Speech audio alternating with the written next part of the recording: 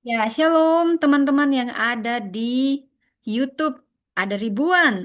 Sudah bergabung semuanya. Selamat sore. Selamat datang di ibadah Empower Woman Ministry.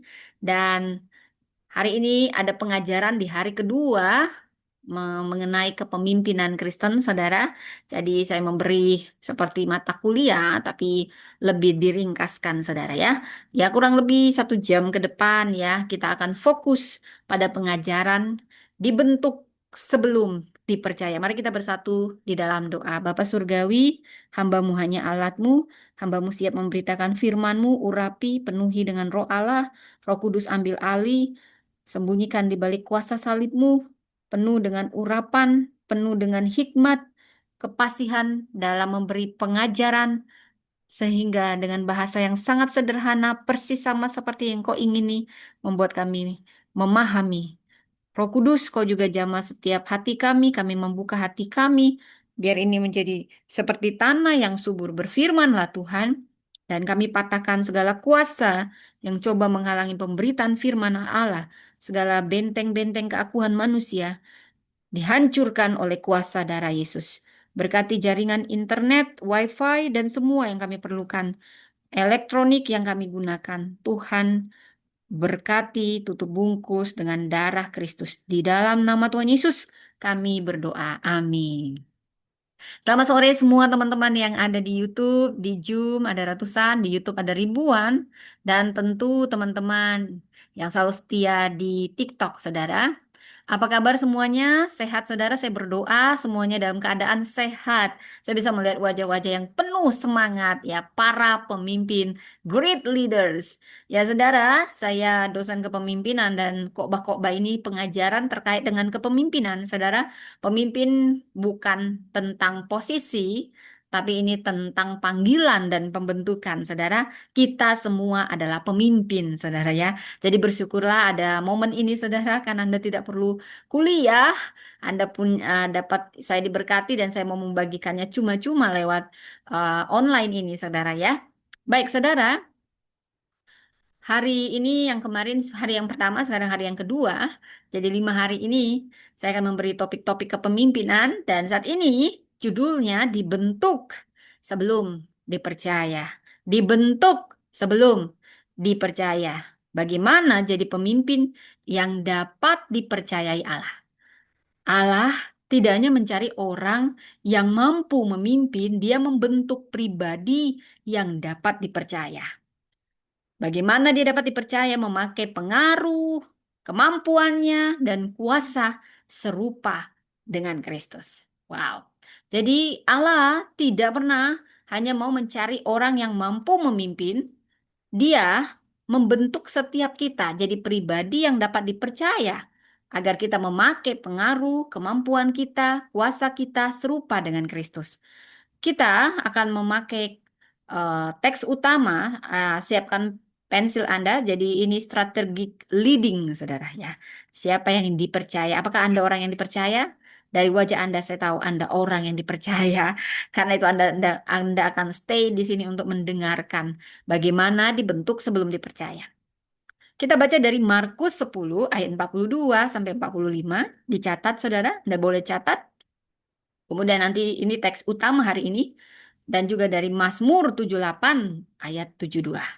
Lalu teks-teks pendukung nanti diambil dari Yohanes 15 ayat 16. Saya berharap Bible Anda ada di dekat Anda.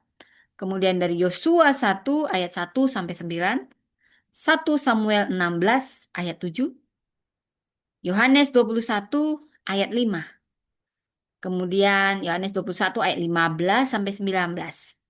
Kisah para Rasul 10 dan Kisah para Rasul 16 ayat 11 sampai 15, juga ayat 40 dan juga Kisah Rasul 18 khususnya ayat 24 sampai 28. Dan dari kitab Efesus 4 ayat 11 sampai 16. Oh, cukup banyak ini sudah ya, dicatat ya saudara ya. Nah, saya berharap dengan ini kita paham kualitas pemimpin Kristen itu sebagaimana. Bagaimana kita membawa ruang pengaruh kita di hadapan Kristus untuk diuji panggilan kita, karakter, kompetensi, kolaborasi, akuntabilitas. Jadi di sini ada calling. Saya akan cerita tentang calling, panggilan yang memberi arah. Karakter, ini yang akan memberi kita kredibilitas. Competence, ini akan memberi kita kapasitas. Saya mohon maaf, sekali lagi saya tutup chatnya pada saat saya menyampaikan pengajaran ini supaya saya fokus. Saudara, kalau ada permintaan doa, boleh DM saya atau pertanyaan apapun. Jadi saya tutup ya saudara ya. Jadi mohon maaf kalau bukan saya menanggapi dan saya bukan AI, saudara. Ini siaran langsung ya. Kemudian kompetensi, ini bicara tentang memberi kapasitas. Collaboration, ini menghasilkan multiplikasi. Dan Kristus harus selalu jadi pusat semuanya. Saudara, di sini juga akan ada beberapa tokoh Alkitab ya yang akan kita pelajari. Bagaimana tokoh-tokoh ini berkontribusi, bagaimana pembentukan pemimpin, misi tanpa memaksa ya. Jadi, Bapak Ibu, saya ingin membawa Anda untuk membayangkan, coba bayangkan, tutup matanya semuanya. Bayangkan sebuah ruang rapat lalu lama. Di layar ada banyak angka-angka program, tampak rapi, ada target, ada jadwal, ada nama penanggung jawab, ada proyeksi kehadiran, dan rencana perluasan pelayanan. Namun di luar layar keadaan tidak serapi itu. Dua anggota tim pulang, nggak banyak ngomong deh saudara. Ada relawan minta waktu untuk beristirahat. Dan ada satu pesan ya dari rumahnya masuk sangat singkat. Sudah makan? Lalu pemimpin itu kembali ke presentasinya. Tidak ada skandal besar, semuanya biasa saja. Tidak ada krisis yang tampak dramatis. Ini hanya tentang target yang naik, hubungan yang mulai menegang, tubuh yang lelah, dan ada satu pertanyaan yang pelan-pelan gak bisa dihindari lagi. Apakah cara saya memimpin masih lahir dari panggilan atau sudah jadi cara lain untuk terlihat berhasil? Pertanyaan ini akan membawa kita kepada masalah yang lebih dalam daripada keterampilan kepemimpinan. Seorang dapat pandai bicara, cepat ambil keputusan, mampu menumbuhkan organisasi, dan tetap tidak aman untuk diikuti.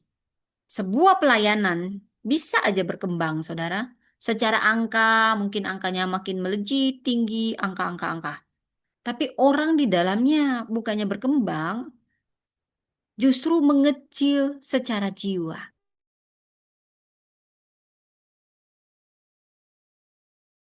Banyak kegiatan, kalau soal buat banyak kegiatan siapapun bisa, tetapi dia kehilangan kemampuannya untuk mendengar dan untuk meminta maaf dan untuk mau menerima koreksi. Semua ini butuh hati yang besar dari seorang pemimpin, terutama untuk belajar peka benar-benar mendengar. Always listen, always listening, ya, always understanding.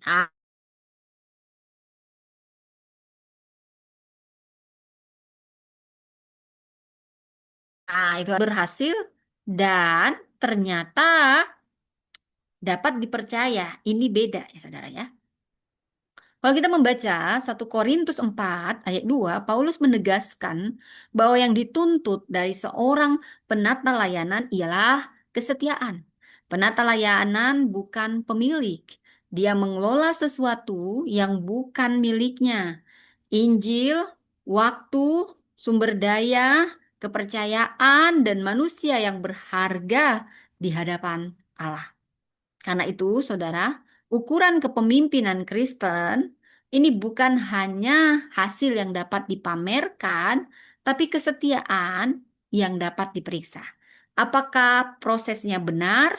Apakah orang yang lemah dilindungi? Apakah kebenaran tetap dijaga ketika target menekan? Apakah pemimpin bersedia diperiksa karena ketika tidak ada skandal yang memaksanya, apa dia tetap dengan rela hati kalau mau diperiksa, diperiksa, saudara? Karena banyak yang menghindar-menghindar, saudara ya. Ya kalau dia benar ngapain menghindar, ya kan? Kepercayaan itu juga nggak lahir dari satu pidato yang kuat karena dia pintar pidato, pintar ngomong. Kepercayaan ini, dipercayanya seseorang itu dibangun dari keputusan kecil yang konsisten, nggak mut-mutan dari seseorang, saudara. Jadi bagaimana dia menepati janji? Anda tahu pemimpin yang nggak nepati janji, nggak konsisten dengan omongannya, Anda sudah langsung tahu kredibilitasnya. Dia bagaimana dia memberi kredit kepada orang lain, memuji orang lain, bukan ngambil pujian dari orang lain ya saudara ya. Wah, orang yang kerja dia yang dipuji karena dia nggak jujur untuk menyampaikan ini hasil kerja siapa. Dari situ juga kita bisa melihat tipikal pemimpinnya ini seperti apa. Nah, apa dia bisa dipercaya dari cara dia mengelola informasi? Apakah dia memperlakukan staf pendukung dengan baik? Bagaimana dia berbicara tentang orang yang nggak hadir, saudara? Ah, kalau orang itu ya, lain di depan, lain di belakang, saudara ya. Saya pikir mereka teman. Waktu temannya ini nggak ada, saudara, saya bisa menilai seseorang yang dia nggak sadar ngatain temannya tadi. Lalu nanti mereka bercanda. Nah, pemimpin kayak gini Anda bisa nilai, ya. Dia ngomongin temannya, waktu temannya nggak ada. Lalu di depan temannya nanti waktu ada mereka kayak sohib gitu ya, padahal lagi dia pergi ditemenin. Anda sudah tahu ini orang yang begini nih. Nah, cukup simpan di dalam hati, jangan ditiru, saudara ya.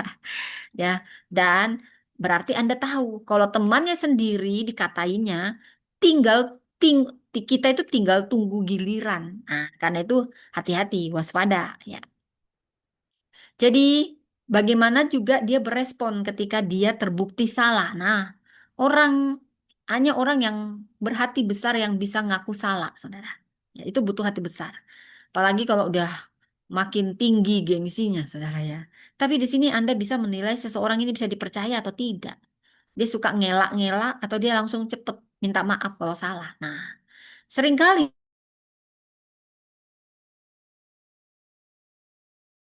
yang karena dia tidak menyembunyikan keterbatasannya.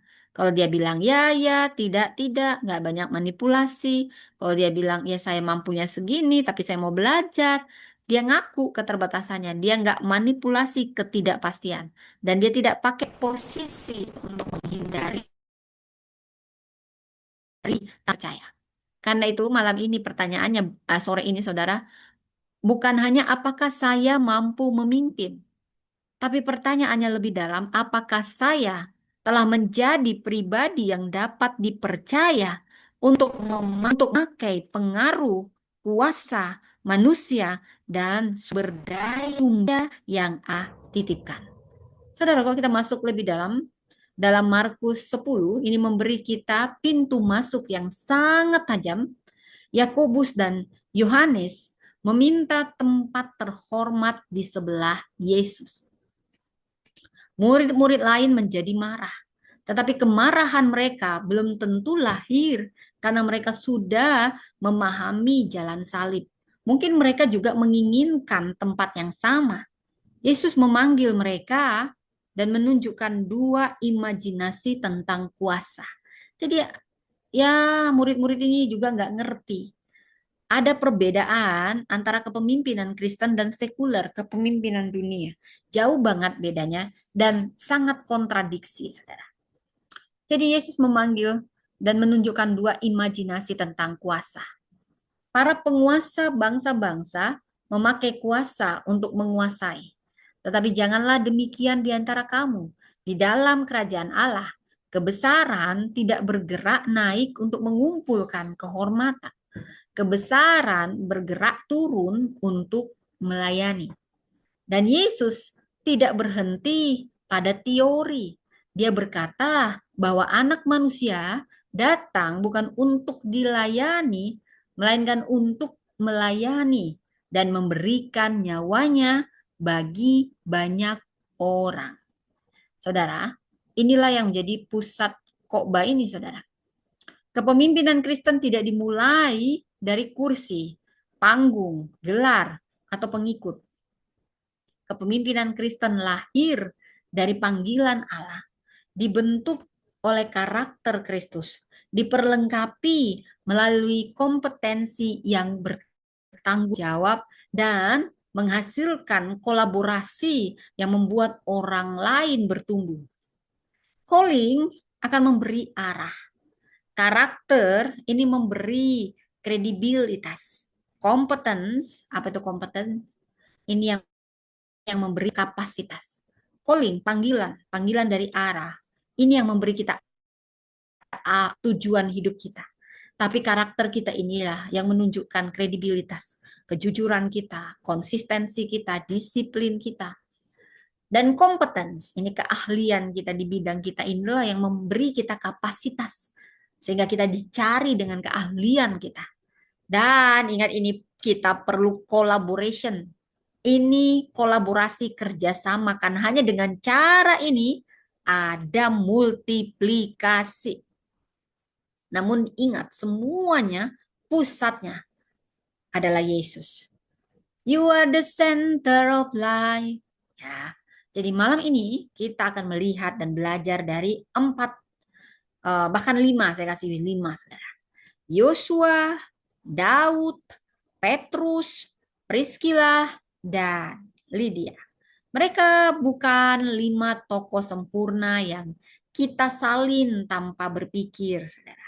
Mereka adalah saksi-saksi Alkitabiah yang menolong kita melihat bagaimana Allah memanggil, membentuk, mengoreksi, memperlengkapi, dan memakai manusia di dalam misinya. Apa misalnya? Jadi melalui kompetensi yang bertanggung jawab ya tadi. Jadi tokoh ini nggak sempurna, tapi kita salin tanpa berpikir. Mereka saksi-saksi Alkitabiah. Mereka menolong kita melihat bagaimana Allah mengoreksi, memperlengkapi, memakai manusia di dalam misinya. Saudara, Allah memperluas tanggung jawab kita sebagai seorang pemimpin dalam misinya. Kita semua adalah pemimpin. Kita semua dipanggil. Dia terlebih dahulu membentuk kita. Kita yang dipanggil, dipilih, supaya kita bisa memikul tanggung jawab. Saya memberi calling akan memberi arah. Dipanggil bukan didorong oleh ambisi. Saudara, Anda bisa membaca kisah ini di Yohanes 15 ayat 16, Yosua 1 ayat 1 sampai 9. Jadi, pertama, panggilan. Callinglah yang memberi kita arah. Panggilan mendahului posisi, bukan posisi yang menentukan kepemimpinan, tapi panggilan, saudara. Panggilan. Jadi, dalam Yohanes 15 ayat 16 dicatat, saudara, Yesus berkata kepada murid-muridnya bahwa bukan mereka yang terlebih dahulu memilih dia, melainkan dia yang memilih dan menetapkan mereka. Kita dipilih dari segala bangsa. Oh, kita dipilih jadi umatnya. Oye, oye. Itu lagunya ya, saudara. Oye, oye. Kayak di sepak bola saja, ya. Jadi supaya menghasilkan buah yang tetap. Ayat ini berada dalam percakapan perpisahan di tengah panggilan untuk tinggal dalam Kristus. Untuk apa lagi? Untuk taat perintahnya. Untuk apa lagi? Untuk saling mengasihi. Jadi kita dipilih bukan sertifikat keistimewaan untuk kita sombong meninggikan diri, bukan. Kita dipilih, dipanggil untuk tujuan ilahi yang memberi kita arah meraihnya. Kita dipilih berarti kita ditempatkan dalam kasih Kristus. Untuk apa? Berbuah. Bukan mau enak-enak, saudara. Menghasilkan buah. Pohon nggak pernah makan buahnya. Dirasakan orang, saudara. Ini mic saya masih ini ya. Masih hidup ya, saudara ya. Kadang saya nggak sadar ya. Mungkin saya buat lebih tinggi. Ya, supaya bisa saya lihat.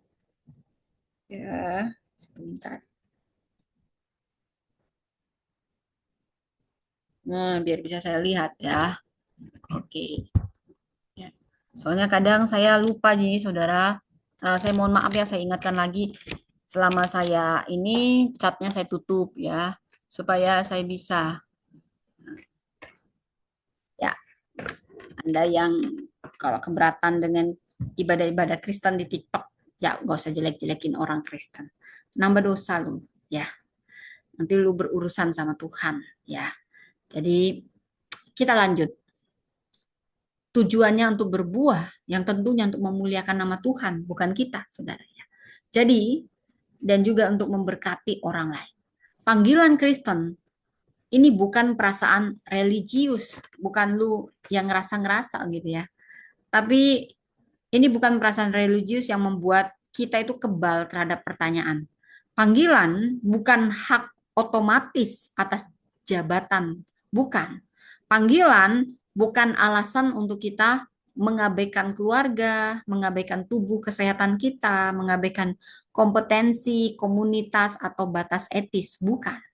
Panggilan adalah arah hidup yang diterima Allah di hadapan Allah dan terus diuji melalui firman, karakter Kristus, buah kehidupan, konfirmasi, komunitas, kapasitas, kebutuhan nyata, dan kesediaan menerima koreksi. Kita melihat hal itu pada Yosua. Yosua 1 dimulai dengan Musa, hamba Tuhan itu telah mati. Sebuah era selesai. Seorang pemimpin besar tidak lagi hadir. Umat harus bergerak. Tanggung jawab pada saat ini berada pada Yosua. Allah berulang kali berkata, kuatkan dan teguhkanlah hatimu.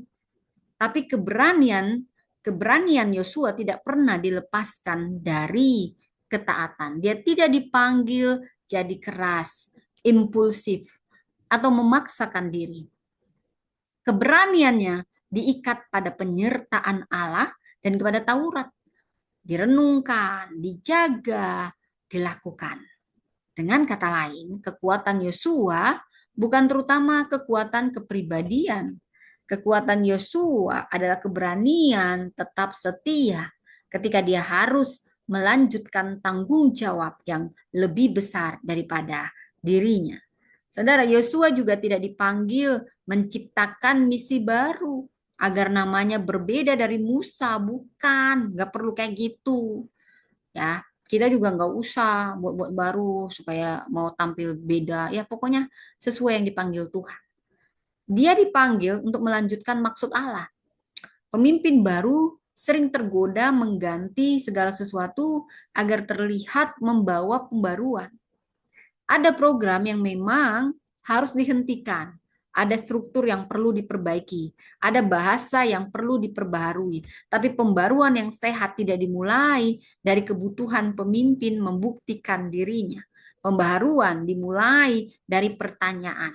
Apa yang sedang Allah kerjakan? Apa yang harus dipelihara? Apa yang harus dikoreksi? Dan apa yang harus dikontekstualisasikan bagi musim ini. Yosua juga tidak muncul tiba-tiba pada hari Musa meninggal, saudara. Dia telah dibentuk dalam perjalanan panjang. Yosua itu dibentuk panjang. Musa dibentuk ya. Kita udah belajar kemarin tata. Jadi panggil bahkan mulai itu usia 80 tahun, saudara. Karena semua kita dipanggil dan dibentuk. Tuhan gak mau tampilkan orang-orang yang dipilihnya tanpa diprosesnya, dibentuknya. Jadi yang gak ada di proses itu bohong itu semua. Ya, saudara. Yosua juga tidak muncul tiba-tiba pada hari Musa meninggal. Dia telah dibentuk dalam perjalanan panjang dan dalam Keluaran 17 dia memimpin pasukan melawan Amalek. Sementara Musa berdoa di bukit. Dia belajar bahwa kerja di medan dan ketergantungan kepada Allah itu nggak boleh dipisahkan. Di medan perang dia bergantung penuh kepada Allah. Ini strategi yang luar biasa, saudara. Apapun medan atau area perjuangan Anda, bergantung penuhlah kepada Allah. seperti Yosua. Apapun yang mau Anda taklukkan, tantangan. Kita harus bergantung penuh kepada Allah. Kalau kita baca Keluaran 33, dikatakan Yosua tinggal dekat kemah pertemuan. Dia belajar bahwa kepemimpinan publik butuh kedekatan yang tidak selalu terlihat. Anda makin banyak pekerjaan, Anda harus banyak berdoa. Duduk diam di kaki Tuhan, dengerin Tuhan. Bila kita baca dalam Bilangan 13-14,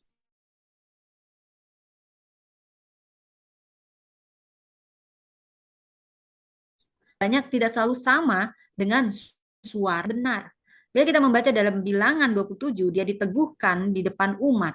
Ada transisi kepemimpinan tidak disembunyikan sebagai urusan pribadi, tetapi dijalankan dalam komunitas dan penuh tangan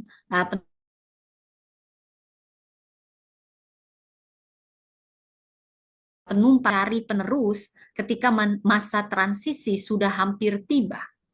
Alkitab memperlihatkan bahwa regenerasi dimulai jauh sebelum jabatan kosong. Pemimpin masa depan dibentuk melalui penyertaan, pengamatan, tugas nyata, kegagalan yang dievaluasi, keberanian yang diuji, dan tanggung jawab yang diperluas secara bertahap. Saudara, panggilan tidak meniadakan proses. Jangan lu ngaku-ngaku, aku dipilih, aku dipanggil, tapi nggak mau diproses. Itu semua bohong, bohong, bohong. Justru panggilan yang sehat akan membuat seseorang bersedia menjalani proses tanpa menuntut panggung terlalu cepat. Ada musim ketika Allah membentuk seseorang melalui tugas yang tampak kecil. Ada pelayanan yang nggak diberi sorotan. Rapat yang hanya didengar, perjalanan yang hanya mendampingi, dan tanggung jawab yang belum membawa gelar. Perjalanan yang hanya mendampingi dan tanggung jawab yang belum membawa gelar.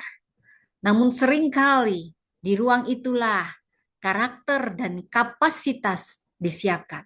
Orang yang hanya ingin posisi akan benci proses. Janganlah diproses. Aku mau posisi. Nah, nggak bisa. Ya, orang yang paham panggilan, dia apakah Allah? Apa yang sedang Allah bentuk saya saat ini?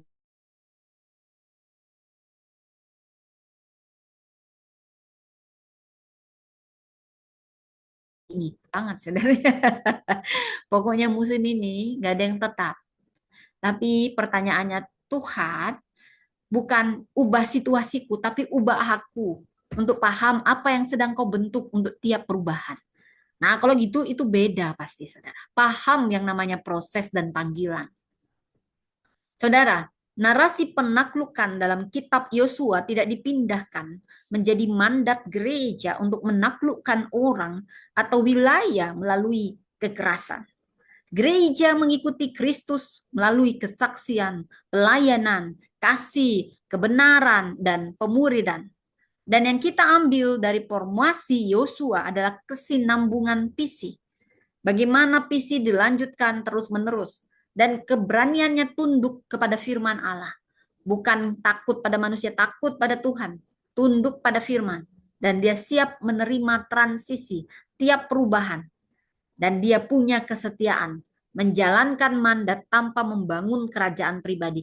Banyak pemimpin sibuk membangun kerajaan pribadi. Banyak pendeta diriin gereja untuk jadi gereja pribadi, keuntungan pribadi, berkedok gereja. Banyak sistem kerajaan yang diturunkan hanya membangun untuk keuntungan dia dan seluruh keturunannya, saudara. Ini bahaya. Disinilah panggilan mengoreksi ambisi. Ambisi berkata, bagaimana supaya saya yang terlihat? Tapi panggilan, dia akan berkata, bagaimana kehendak Allah yang ditaati, kehendak Allah. Ambisi berkata, bagaimana saya mempertahankan tempat? Tapi panggilan berkata, bagaimana misi terus berjalan sekalipun tidak lagi berada di sana. Maka kita perlu bertanya,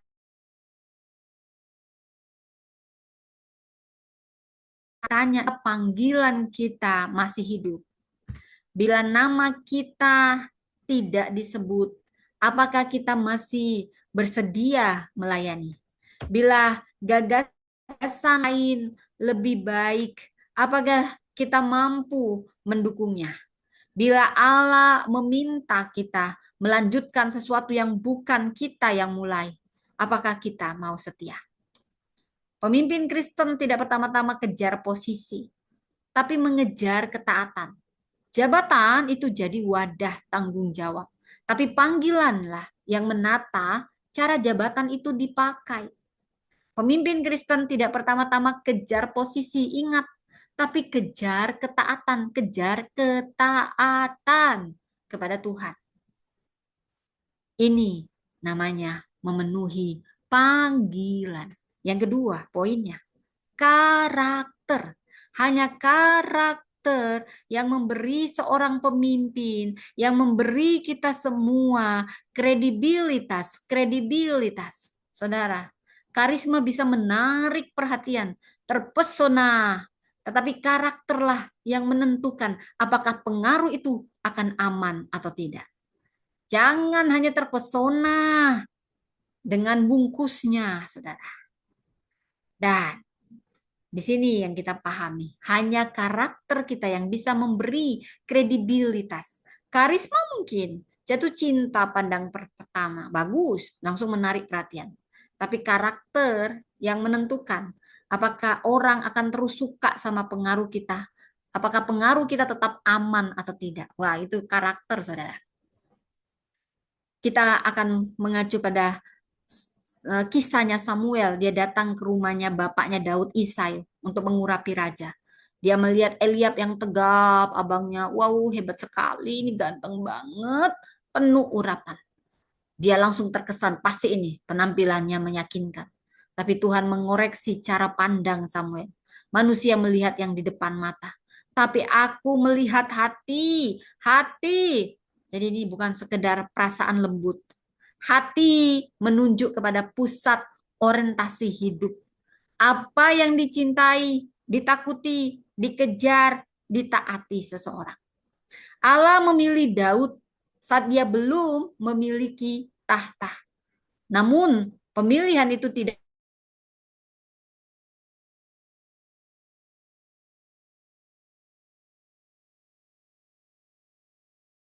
Mazmur 78 ayat 72. Ini merangkum sisi terbaik kepemimpinannya. Dia mapan tangan. Alkitab menyatukan karakter dan kompetensi. Ketulusan tanpa kecakapan ini dapat menghasilkan niat baik yang ceroboh. Kecakapan tanpa ketulusan ini dapat menghasilkan keberhasilan yang berbahaya. Tetapi keseluruhan kisah Daud juga menjadi peringatan. Daud itu dipanggil, diurapi, dia berani dan mampu mempersatukan bangsa. Dan dia mengembangkan orang-orang di sekelilingnya. Tapi pada saat nyaman, dia menyalahgunakan kuasa. Dan timbullah kisah yang sangat berat, luka yang sangat berat, konsekuensi yang sangat berat karena power abuse. Ketika dia mengalahkan Goliat, dia setia. Tapi ketika nyaman hidup ini, hati-hati dengan kenyamanan. Panggilan, karunia, pengalaman rohani, keberhasilan nggak membuat pemimpin kebal terhadap dosa. Semakin besar pengaruh, semakin besar kebutuhan akan batas komunitas, kebenaran, dan akuntabilitas. Saudara, karakter bukan aksesori yang ditambahkan setelah strategi selesai. Karakter adalah kapasitas moral yang menentukan kemana strategi diarahkan. Orang yang nggak belajar menguasai dirinya dapat memakai strategi untuk menguasai orang lain. Wah, ini bahaya, saudara.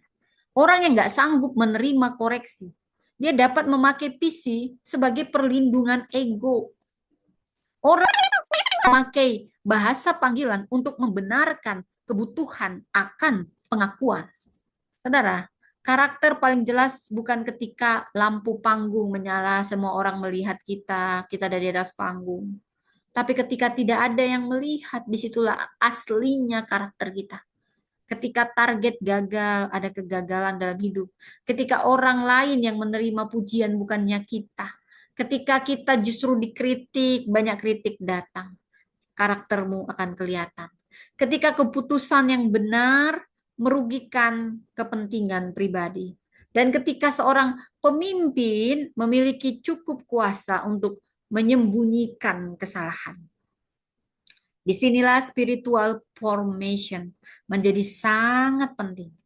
Pembentukan rohani bukan aktivitas tambahan untuk memimpin yang punya waktu.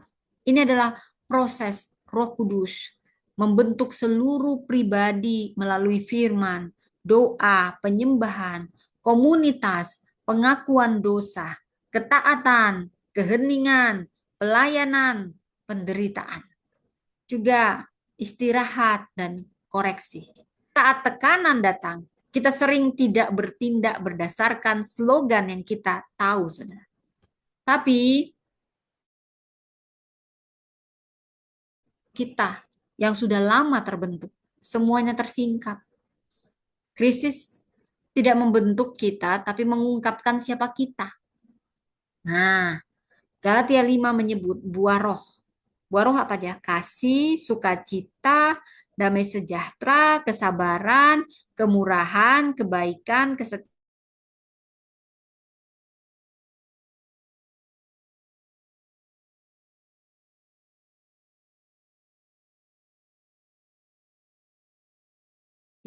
Buah roh ini memiliki bentuk organisasional dan relasional. Kasih terlihat dalam cara orang lemah diperlakukan. Kesabaran itu terlihat ketika anggota tim belum memahami. Kesetiaan terlihat ketika janji kecil ditepati. Dan kelemah lembutan terlihat ketika pemimpin punya kuasa untuk mempermalukan, tapi dia memilih. Nggak mau mempermalukan, tapi membangun. Penguasaan diri terlihat ketika kritik datang dan pemimpin tidak membalas melalui posisi. Saudara, karena itu formasi rohani tidak boleh diukur hanya dari banyaknya aktivitas rohani kita. Nggak boleh, saudara, jauh. Seseorang dapat aktif berkhotbah, tapi dia nggak mampu minta maaf. Dia cuma mau khotbah aja, dia salah, dia nggak bisa dia minta maaf. Dia dapat rajin berdoa, tapi dia tetap mengontrol keputusan mesti dia, apa-apa mesti dia. Dia tidak belajar memberi orang lain kesempatan, saudara. Ini salah. Tetapi memakai bahasa itu hanya untuk membuat orang takut. Jadi kayaknya providence tinggi banget gitu bahasa teologinya gitu, saudara ya, supaya nakut-nakutin gitu ya, saudara. Tapi disiplin rohani yang sehat ini membawa kita makin jujur, makin dapat dikoreksi, makin menghormati tubuh dan batas, serta kita makin mampu memperlakukan manusia sebagai gambar Allah. Jadi integritas berbeda dari manajemen citra. Kalau ini white ya, bukan untuk body, saudara. Ya itu juga untuk melindungi tubuh supaya tetap cantik ya. Bagaimana citra itu, bagaimana saya terlihat. Tapi integritas ini yang penting. Ini bertanya lebih dalam. Apakah hidup saya utuh di hadapan Allah?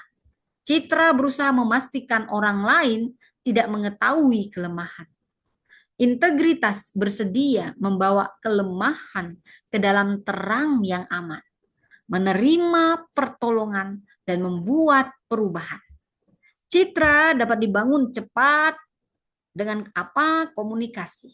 Tapi integritas ini dibangun lambat. Ini melalui pilihan yang konsisten. Petrus menolong kita melihat dengan sangat manusiawi, penuh keberanian, tetapi sering impulsif. Dia cepat banget bicara, ya, tapi belum selalu mampu menanggung konsekuensi perkataannya.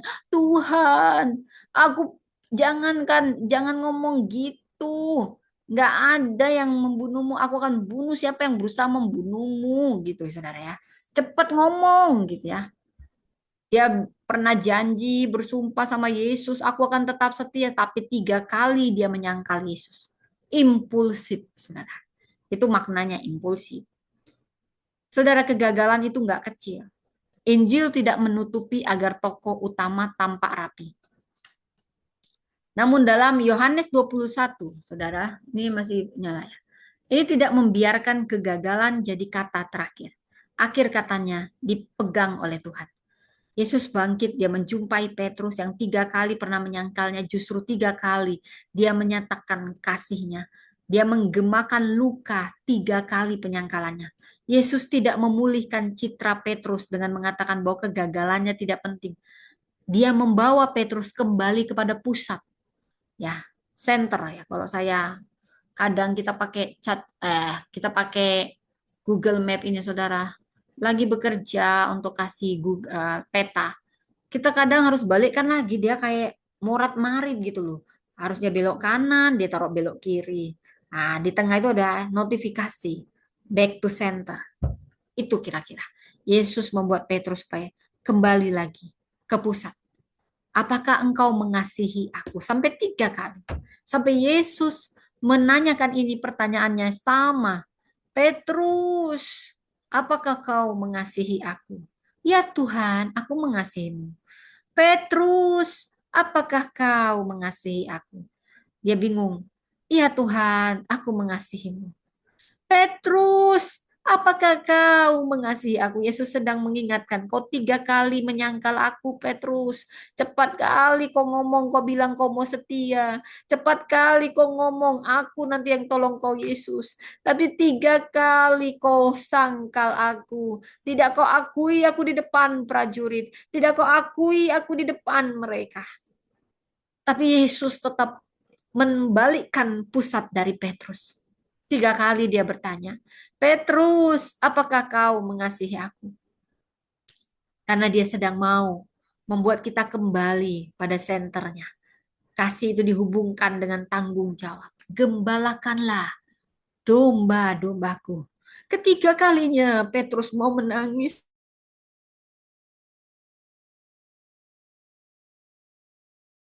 Engkau. Dan 3 kali kau tanyakan. Tapi lihatlah hatiku. Aku mengasihimu, Tuhan. Kau tahu aku mengasihimu. Dan Yesus tahu, ya aku tahu. Makanya 3 kali kau kupusatkan.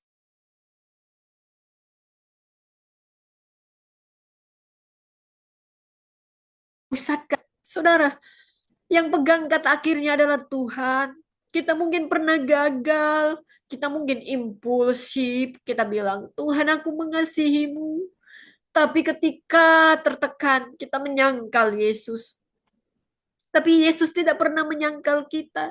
3 kali dia memanggil Petrus, dia juga memanggil kita. Dia mungkin mengingatkan setiap kegagalan kita, tapi dia selalu pegang kata akhirnya. Aku punya tanggung jawab dan aku harus kembalikan kau ke arah panggilanku. Saudara, perhatikan urutannya. Relasi dengan Kristus dipulihkan. Motif kepemimpinan dibawa pada kasih. Tanggung jawab itu diberi bukan untuk memperbesar ego Petrus. Petrus pernah gagal. Biasanya kalau orang pernah gagal, kita malas ngasih tanggung jawab lagi. Kita cari yang lain. Tapi Tuhan, dia menerima setiap kegagalan kita. Kita dipilih bukan karena kita pantas. Tapi dia memilih kita dalam ketidaksempurnaan. Dia tidak pernah menyerah untuk membentuk kita. Kitalah yang kadang menyerah. Tuhan tidak pernah meninggalkan kita. Kitalah yang meninggalkan Tuhan dalam proses. Dalam proses itu Tuhan terus proses. Musa diproses sampai 80 tahun. Sekalipun dia pernah gagal, dia harus melihat dari luar, tidak masuk ke tanah perjanjian. Tapi Tuhan maha baik, dia banyak cara. Kau selalu punya cara untuk menolongku. Nah, itu saya ubah-ubah.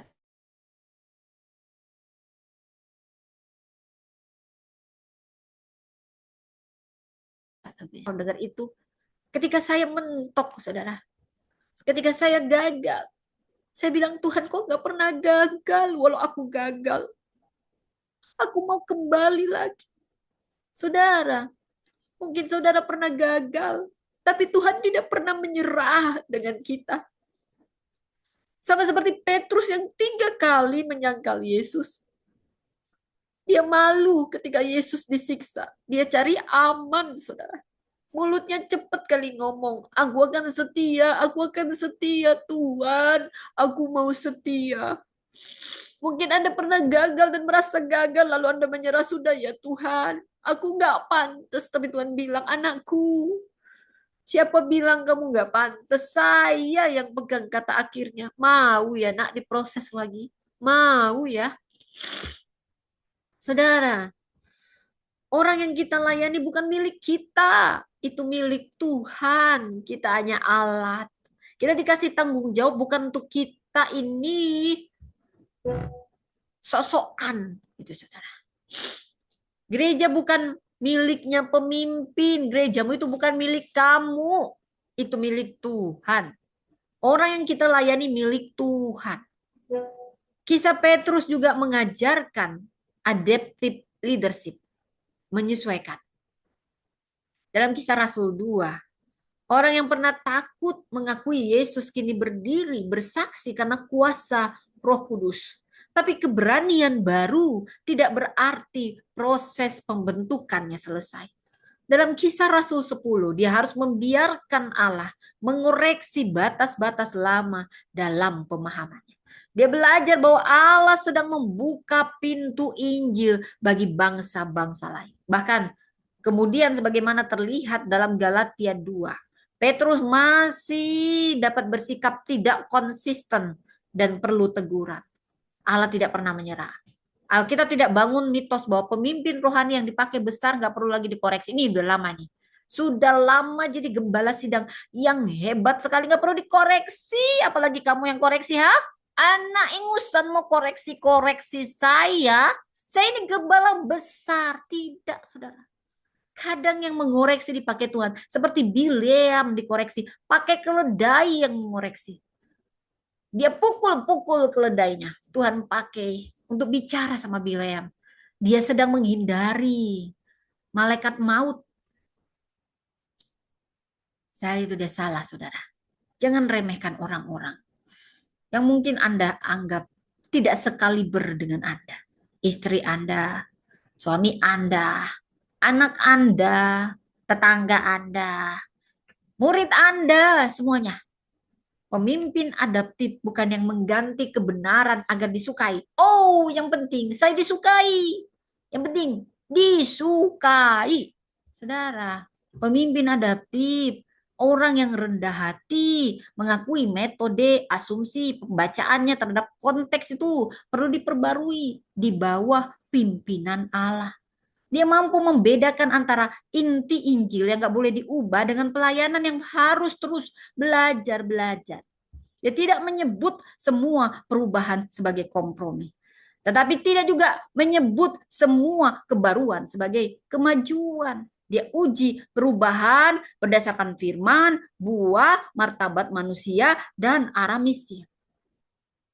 Namun ada pagar, batas pastoral yang harus dijaga. Pengampunan tidak sama dengan mengangkat kembali otomatis. Oh, kita harus maha kasih. Ya betul. Tapi ada disiplin-disiplin rohani. Pemulihan relasi. Pemulihan kepercayaan. Dan kelayakan memegang jabatan. Ini hal yang berkaitan tetapi tidak identik.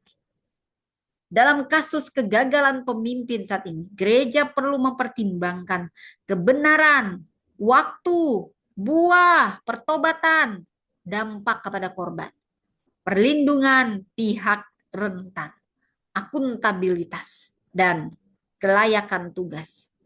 Kasih karunia itu tidak meniadakan tanggung jawab. Kasih karunia justru membawa kita keluar dari semua kebohongan kita menuju terang. Dan 4 wilayah ini harus terus diaudit, diperiksa. Apa? Yang pertama, kebenaran.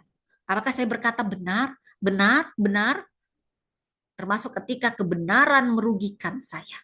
Kedua, kuasa. Apakah wewenang saya membuat orang lain lebih aman atau lebih takut? Ketiga, sumber daya. Apakah uang, waktu, informasi, dan akses ini kelola dengan jujur? Keempat, relasi.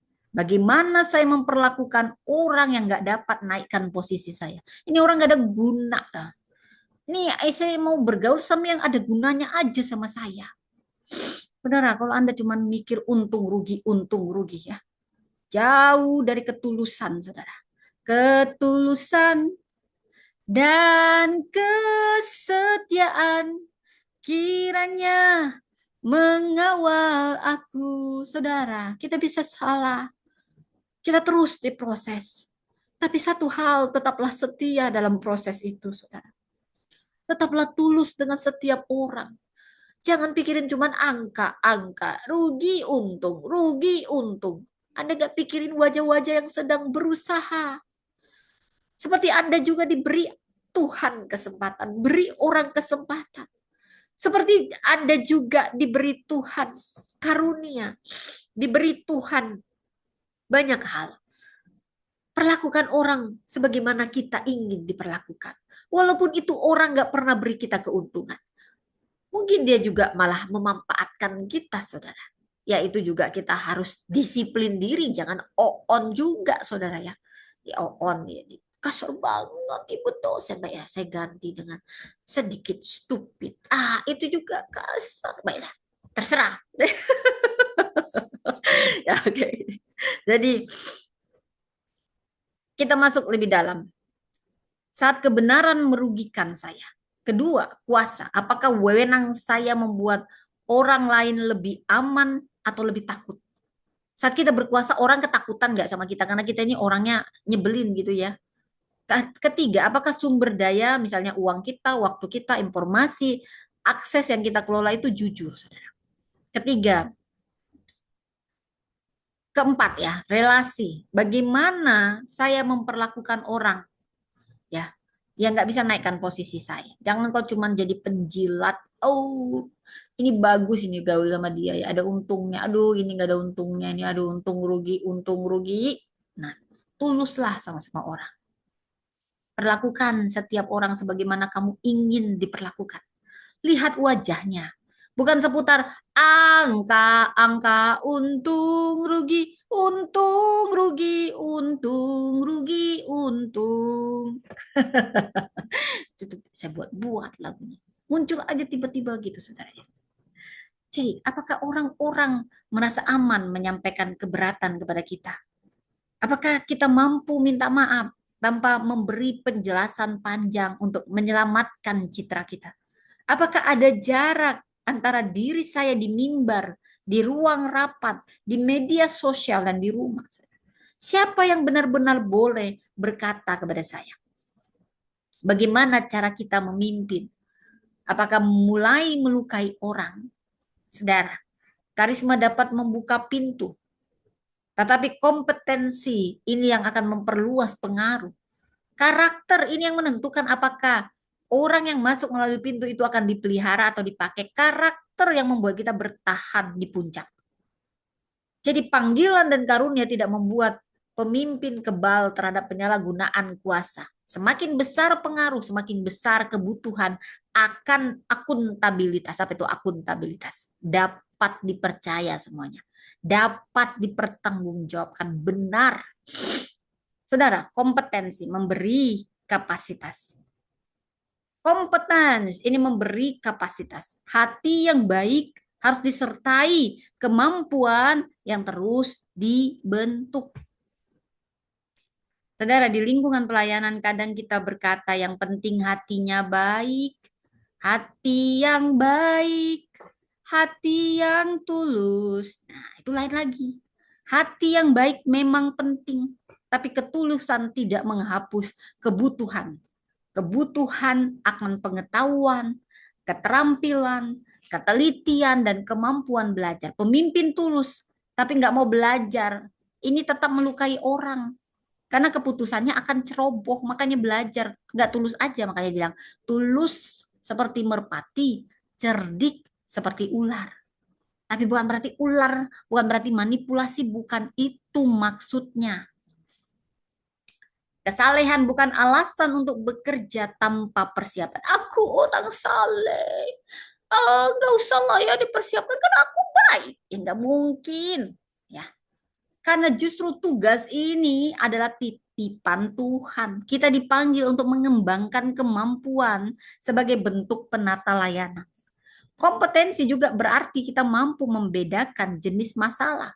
Ada masalah teknis, prosedurnya jelas, keahliannya tersedia, solusinya relatif diketahui. Mikrofon bisa rusak. Kalau mikrofon rusak berarti perlu diperbaiki. Jadwal yang tumpang tindih artinya perlu ditata. Laporan yang salah perlu dikoreksi. Tanda tangan adaptif yang menyentuh identitas, nilai, kebiasaan, dan budaya. Generasi muda merasa tidak didengar.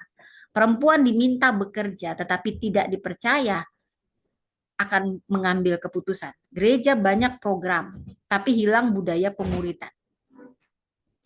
Tantangan seperti ini tidak selesai hanya dengan menambah prosedur. Komunitas perlu belajar, berduka atas sesuatu yang harus dilepaskan, dan membangun kebiasaan baru.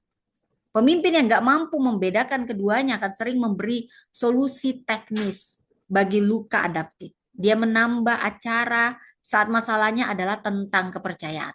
Dia membeli teknologi ketika masalahnya sebenarnya soal arah. Dia mengganti struktur ketika masalahnya adalah ketakutan dan budaya diam. Kompetensi strategis menuntut kejernihan untuk melihat akar masalahnya, bukan hanya gejala yang paling terlihat. Servant leadership ini butuh kompetensi. Melayani bukan berarti selalu berkata ya, hindari konflik, biarkan standar runtuh. Pelayanan yang matang kadang harus berkata tidak, ada batasan. Kita mau mengoreksi, kita menyusun sistem, dan kita mengambil keputusan sulit. Bedanya, keputusan itu tidak dibuat untuk melindungi ego pemimpin, tetapi untuk menjaga misi manusia dan kebenaran. Saya membawa Anda pada kisah Priscilla Aquila yang menuntun Apolos. Di sini saya perkenalkan, Apolos ini pasti berbicara, kuat dalam kitab suci, semangat, dan dia mengajar dengan berani. Dan diketahui pengetahuannya belum lengkap, jadi nggak ada yang sempurna. Priscilla Aquila mendengarnya, tapi tidak menjadikan kekurangannya sebagai bahan kemenangan publik. Mereka menerima dia dan menjelaskan jalan Allah lebih teliti. Perhatikan keindahan strategi Priscilla. Dia mampu melihat kekuatan Apolos tanpa menutup mata terhadap kekurangannya. Dia koreksi tanpa mempermalukan. Dia beri pengetahuan tanpa membangun ketergantungan. Tapi Paulus dapat melayani dengan lebih utuh. Ini theological coaching. Ini mentoring yang menghormati martabat. Priscilla bukan sekedar pelengkap dalam cerita. Allah memakai justru seorang perempuan bersama suaminya untuk memperlengkapi Apolos, pembicara fasih, pembicara yang sangat berpengaruh, juga seorang pengajar, saudara. Jadi ini bukan jawaban tunggal bagi semua perdebatan gereja, namun ini jelas menolak bahwa anggapan perempuan itu hanya dipanggil untuk pekerjaan di belakang, tanpa ruang mengajar, menilai, memperlengkapi, dan membentuk pemimpin lain. Kompetensi Kristen punya arah yang berbeda dari sekedar jadi orang paling pintar. Pengetahuan sehat itu membuat pemimpin semakin teliti, semakin rendah hati, semakin mampu membedakan konteks, dan sanggup menolong orang lain berdiri. Pemimpin yang tidak aman akan menyimpan pengetahuannya agar semua orang terus membutuhkannya. Berarti ini insecure leader. Pemimpin yang matang, dia akan membagikan pengetahuannya agar orang lain mampu berpikir, mampu menilai, dan mampu bertanggung jawab. Ini pemimpin sejati. Jadi Anda tahu mana pemimpin sejati dan yang tidak sejati. Dan Ini untuk membentuk kita jadi pemimpin-pemimpin sejati, bukan insecure. Saudara, cara Priscilla dan Aquila mengoreksi Apolos ini memberi kita etika komunikasi. Mereka tidak mengurangi kebenaran, tapi mereka memilih cara yang menjaga martabat. Tidak semua kesalahan harus dikoreksi di depan umum. Tidak semua percakapan pribadi boleh dipakai untuk menutupi kerusakan publik. Hikmat kepemimpinan menilai apa fakta yang perlu diluruskan, siapa yang terdampak, forum apa yang tepat, tujuan apa yang hendak dicapai. Koreksi Kristen itu bukan pertunjukan siapa paling benar. Koreksi adalah pelayanan agar tubuh Kristus makin sehat. Saudara, gereja perlu membangun budaya di mana orang cakap tetap dapat belajar. Gelar, senioritas, jumlah pengikut, atau pengalaman pelayanan tidak boleh membuat seseorang berhenti jadi murid. Apolos, dia rendah hati menerima penjelasan dari Priscilla dan Aquila. Itu tanda kompetensi. Mampu menerima pengetahuan baru tanpa merasa identitasnya runtuh. Pemimpin perlu mengembangkan kemampuan komunikasi, analisis, pengambilan keputusan, pengelolaan konflik, pembinaan manusia, penata layanan sumber daya, literasi digital, dan kemampuan bekerja lintas generasi. Tetapi semua itu harus tetap tunduk kepada karakter Kristus. Emotional intelligence tanpa integritas ini dapat berubah jadi kemampuan membaca orang untuk memanipulasi mereka. Komunikasi strategis tanpa kasih bisa berubah jadi teknik mengendalikan persepsi. Pengetahuan teologis tanpa kerendahan hati ini bisa berubah jadi alat mempermalukan. Jadi pertanyaan yang benar, bukankah saya sudah cukup cerdas jadi pemimpin untuk memimpin? Pertanyaannya, apakah kemampuan saya membuat orang lain melihat lebih jelas, bertumbuh lebih sehat, dan menjalankan panggilannya lebih bertanggung jawab? Kesalehan tidak membebaskan kita dari belajar. Kesalehan menuntut kita belajar dengan rendah hati. Karena manusia yang kita layani terlalu berharga untuk dipimpin dengan kecerobohan. Kesalehan tidak membebaskan kita dari belajar. Kesalehan menuntut kita belajar dengan rendah hati. Sekarang kita masuk poin yang keempat sebelum yang kelima. Collaboration. Hanya collaboration bisa menghasilkan multiplikasi. Ini strategi multiplikasi. Kolaborasi bukan membangun ketergantungan. Keempat, collaboration ini menghasilkan multiplikasi. Misi Allah tidak dibangun oleh satu figur.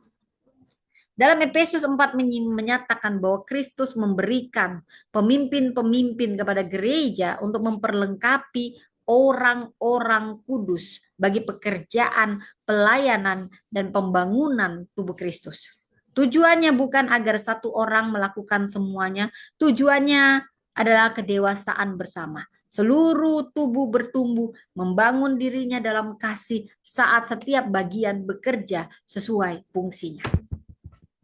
Saudara, kata memperlengkapi membawa gambaran menyiapkan sesuatu agar dapat menjalankan fungsi dengan baik.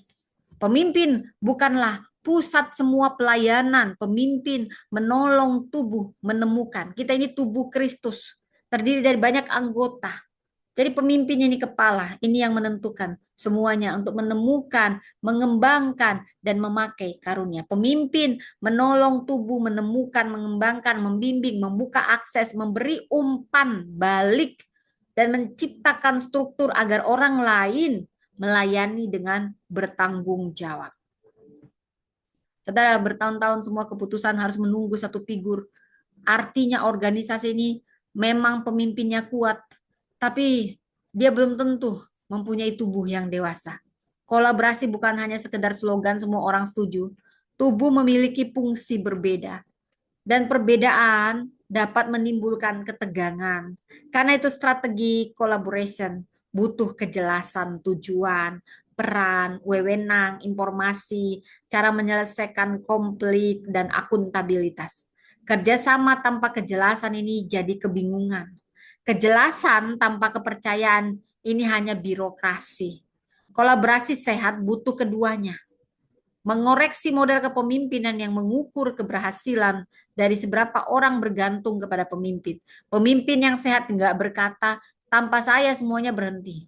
Pemimpin yang sehat justru bertanya, apakah saya sedang memperlengkapi?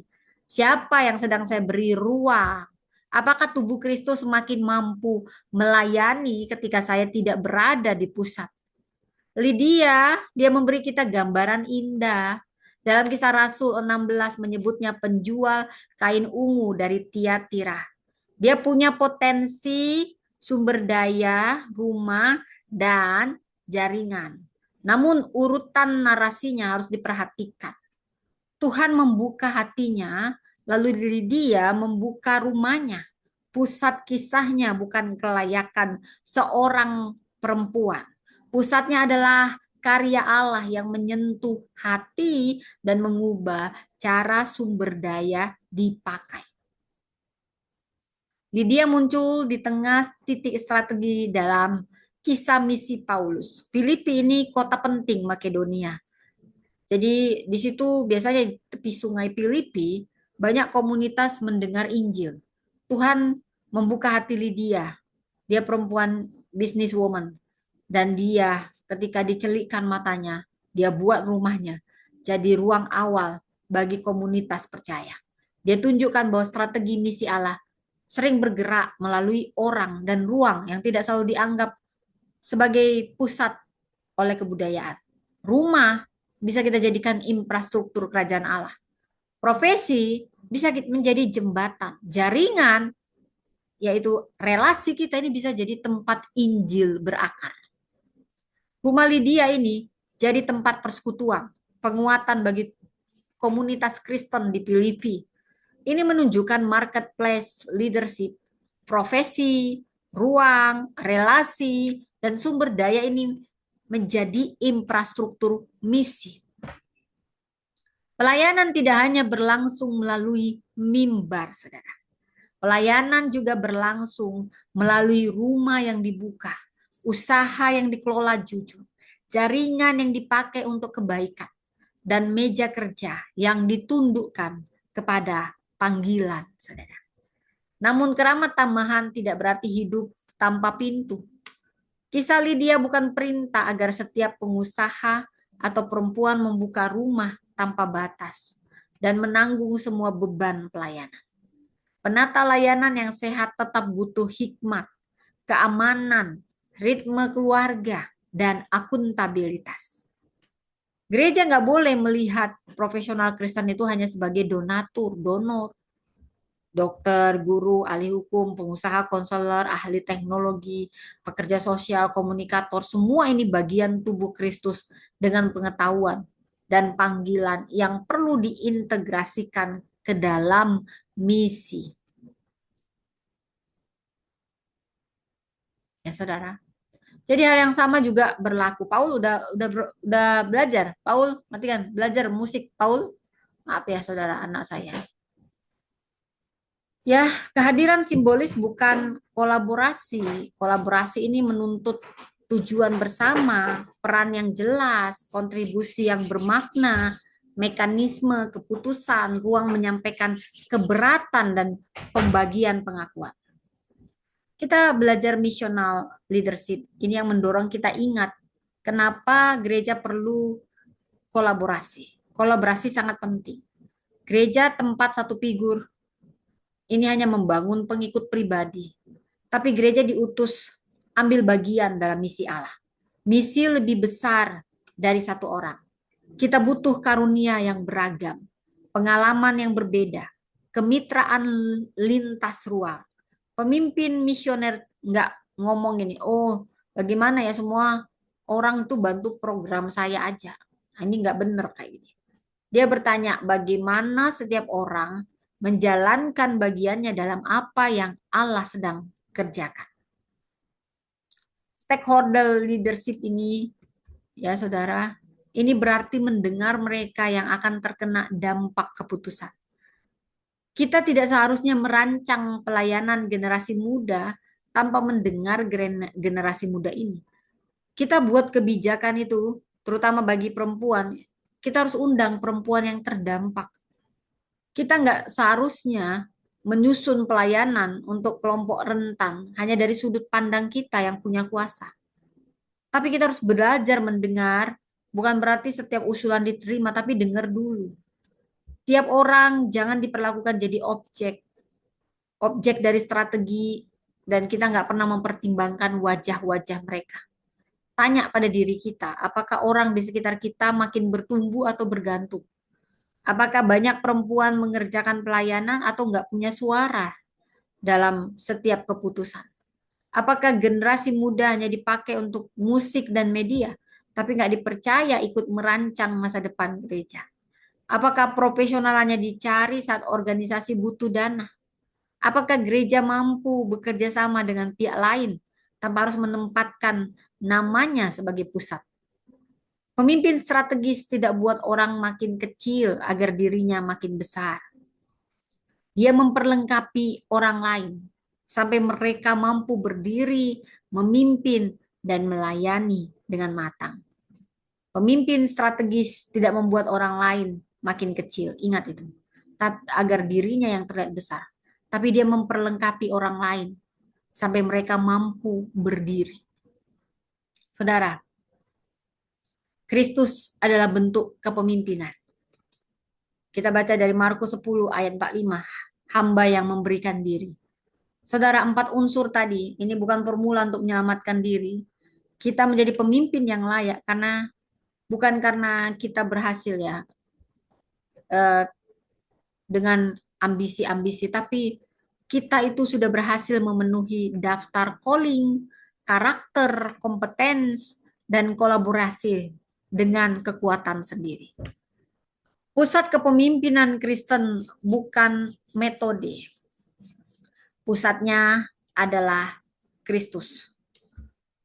Jadi Markus 10 ayat 45 ini tidak hanya memberi kita contoh pelayanan.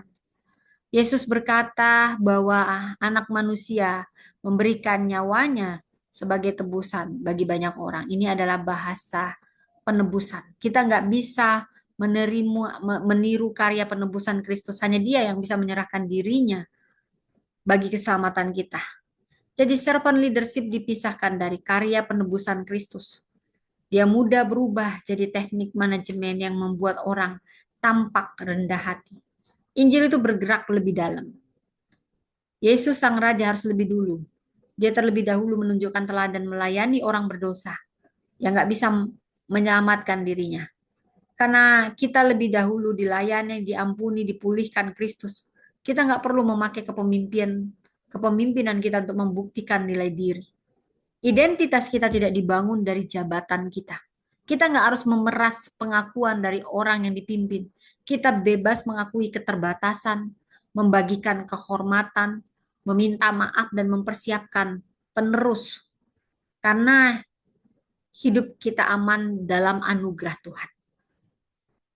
Filipi 2 memperlihatkan gerak yang sama. Kristus tidak mempertahankan haknya untuk keuntungan diri, ini masih suara saya kedengaran, tapi mengambil rupa hamba taat sampai mati. Ini bukan kelemahan. Ini kuasa kudus yang menolak memakai orang lain, hanya memperalat. Salib ini menunjukkan bahwa kebesaran Allah tidak dinyatakan melalui dominasi, tapi kasih yang menyerahkan diri. Di bawah salib, kuasa tidak lagi dipakai untuk membesarkan diri.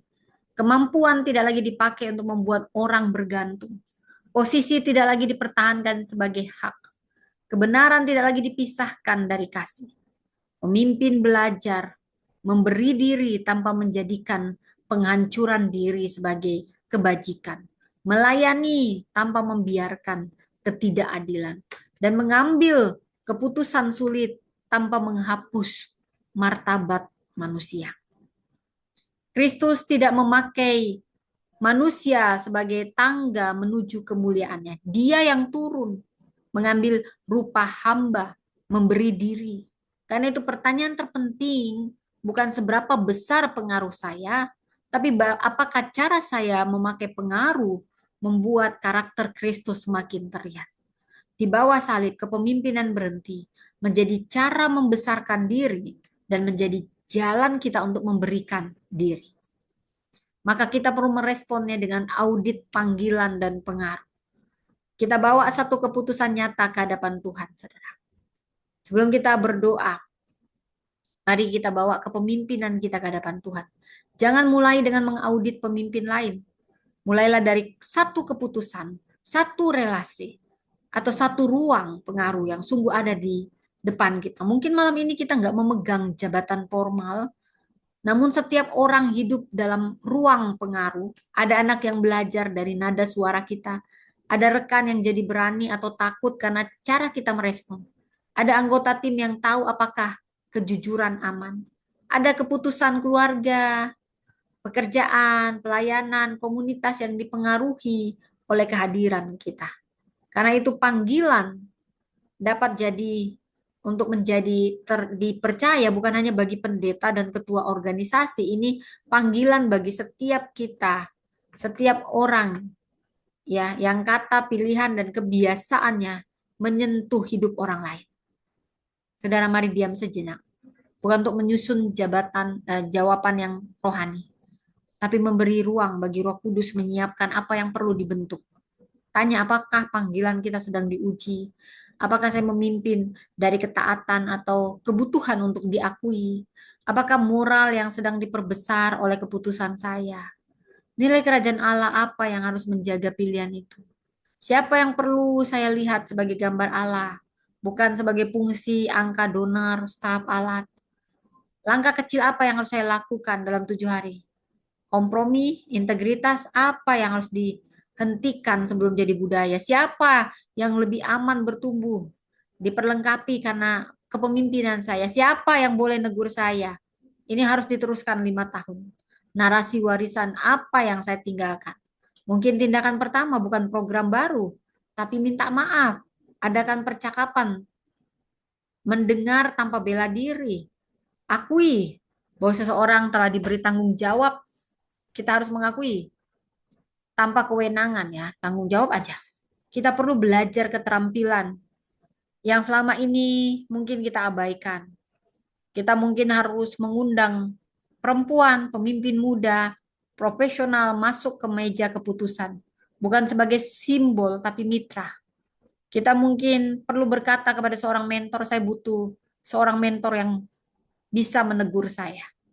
Saudara, ada 5 saksi, ingat ini yang harus kita renungkan.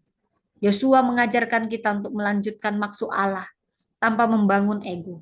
Daud mengingatkan kita bahwa ketulusan hati harus berjalan bersama kecakapan tangan. Dan bahwa pengaruh tetap membutuhkan akuntabilitas.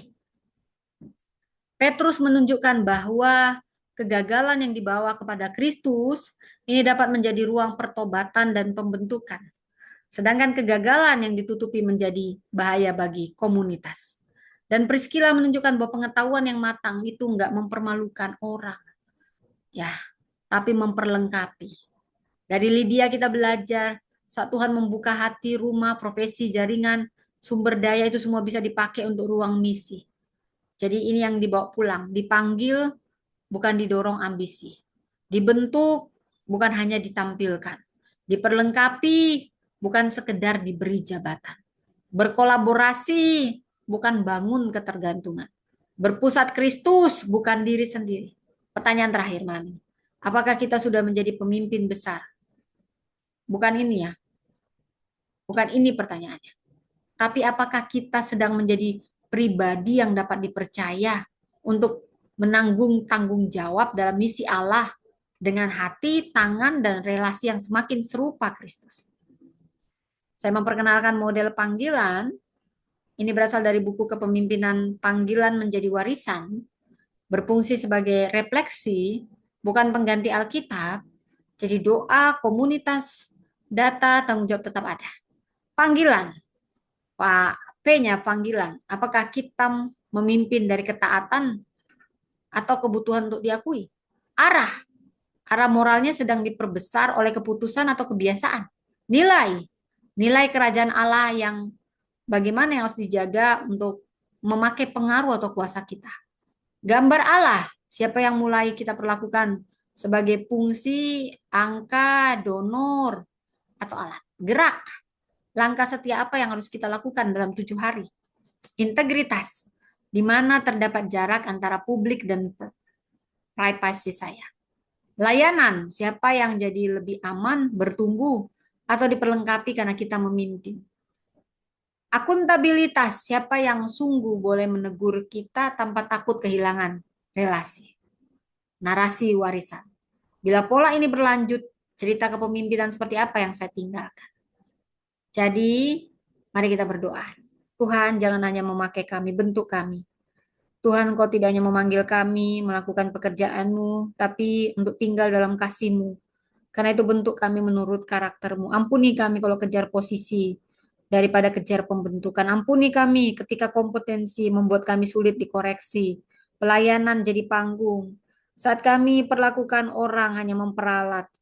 Ampuni kami ketika kegagalan kami sembunyikan untuk jaga citra diri kami. Bentuk kami dengan keberanian dan kesetiaan seperti Yosua. Keberanian yang tunduk pada firman, bukan dengan ego kami. Bentuk ketulusan kami seperti Daud dan tetap mengasah kecakapan keterampilan kami dan tidak menyalahgunakan kuasa yang ada pada kami. Beri kami kerendahan hati bertobat seperti Petrus. Jangan biarkan kegagalan jadi alasan putus asa. Jangan biarkan kasih karunia jadi alasan menghindari tanggung jawab. Ajar kami, perlengkapi dengan pengetahuan seperti Priscilla. Kami mengoreksi sesama kami tanpa mempermalukan, tanpa meninggikan diri, dan membentuk mereka mampu berdiri. Ajari kami menata layani rumah, profesi, jaringan, waktu, sumber daya. Bukalah hati kami, supaya apa yang ada di tangan kami benar-benar jadi berkat bagi misi. Berikan kami sahabat, mentor, komunitas yang berani menegur. Ajar kami memakai kuasa untuk melayani. Jaga martabat setiap manusia. Bangun pemimpin baru. Dan mengarahkan semua keberhasilan kembali kepadamu. Jangan hanya memakai kami, Tuhan. Bentuk kami. Jadikan kami pemimpin yang dapat dipercaya, bukan yang sempurna. Yang hidup dalam terang. Mau dikoreksi, terus belajar. Bergantung penuh pada anugerah-Mu. Dalam nama Tuhan Yesus, kami berdoa. Amin. Jadi tadi kita sudah belajar bahwa Allah tidak hanya mencari orang yang mampu memimpin, tapi justru Dia membentuk kita untuk mampu memimpin, dipercaya, dan menggunakan pengaruh kita seperti Kristus. Tadi saya sudah bagikan, saya rangkum lagi. Ada karakter, ada calling yang pertama kita belajar dari Yosua. Dia melanjutkan maksud Allah tanpa membangun egonya. Jadi panggilan kita pasti diuji, bukan diklaim sebagai hak kita. Tadi poin yang kedua apa? Karakter. Seperti teladan Daud dan Petrus. Punya ketulusan, kecakapan, pertobatan, dan akuntabilitas. Inilah yang membuat pengaruh tetap aman. Ketiga apa? Kompetensi. Kompetens. Kita belajar dari Priscilla. Pengetahuan yang matang. Kita terlihat cara kita mau ngoreksi nggak mempermalukan, tapi memperlengkapi tanpa mengikat. Yang keempat, collaboration. Lydia dan Efesus 4. Ini pemimpin itu harus memperlengkapi tubuh Kristus. Gunakan semua apa yang ada, profesi kita, rumah, jaringan. Dan jadikan setiap orang mitra kita. Jangan diskriminasi, terutama kaum perempuan, orang-orang muda. Bentuk mereka jadi mitra. Dan pusatnya harus Kristus. Seperti Kristus datang bukan untuk dilayani tapi melayani. Kita pun harus demikian. Memberi nyawa dan salib akan menata cara kita memakai kuasa. Jadi mari kita mau dipanggil, mau dibentuk, diperlengkapi, mau berkolaborasi dan semuanya harus berpusat pada Kristus. Sekarang coba jawab apakah kita sedang menjadi pribadi yang dapat dipercaya atau menanggung tanggung jawab dalam misi Allah dengan hati, tangan, relasi yang semakin serupa dengan Kristus. Oke, demikian pengajaran malam ini, sore ini, saudara. Terima kasih untuk Anda yang setia. Terima kasih untuk teman-teman yang ada di YouTube, di Zoom. Saya tutup dulu. Anda yang di TikTok bisa dengerin di Empower Women Ministry dan Priscilla Das Channel. Oke, teman-teman yang di YouTube jadilah pemimpin yang dibentuk, mau dibentuk, dipercaya dari panggilan, karakter, kolaborasi, dan juga tadi yang jadi poin-poin pentingnya, bukan hanya tiga ini, mungkin di sini hanya tiga, tapi poinnya panggilan, karakter, kompetensi, kolaborasi. Ya, 4 poin. Tuhan memberkati. Ya, oke, bye-bye.